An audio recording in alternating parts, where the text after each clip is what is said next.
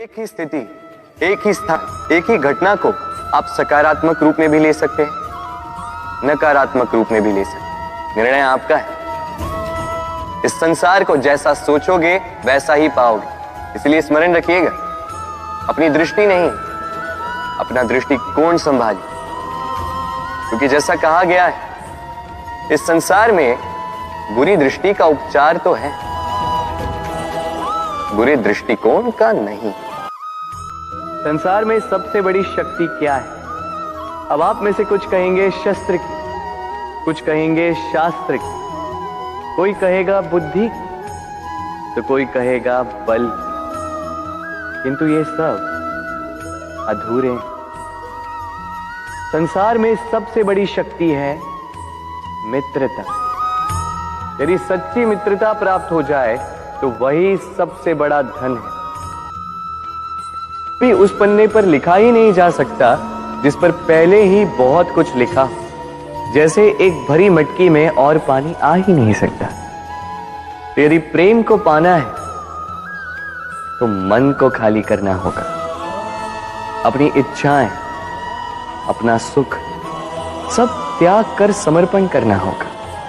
अपने मन से व्यापार हटा दो, तभी प्यार मिलेगा। लक्ष्य पाया कहां जाता है राधा? लक्ष्य तो जिया जाता है। मैं कभी तुम पर अधिकार करना नहीं चाहता, कभी तुम्हें प्राप्त करना नहीं चाहता।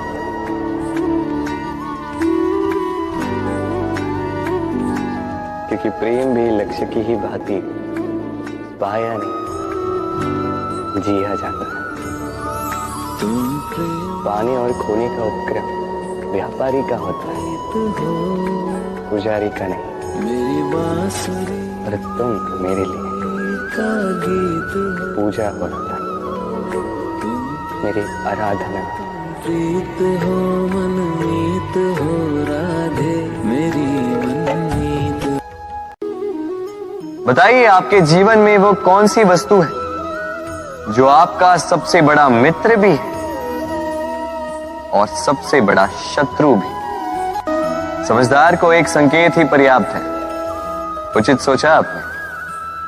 वो वस्तु है समय। जो व्यक्ति समय का सम्मान करता है वो अपने जीवन के सारे लक्ष्य प्राप्त करता है। संसार उसकी कला पहचानता है, उसे महत्व देता है। आपके हाथ में है वर्तमान। वर्तमान के कर्म सत्य मन से कीजिए और सोचिए ये कि अपने कर्मों को और कितनी श्रेष्ठता से किया जा सकता है। इसलिए आप विश्वास कीजिए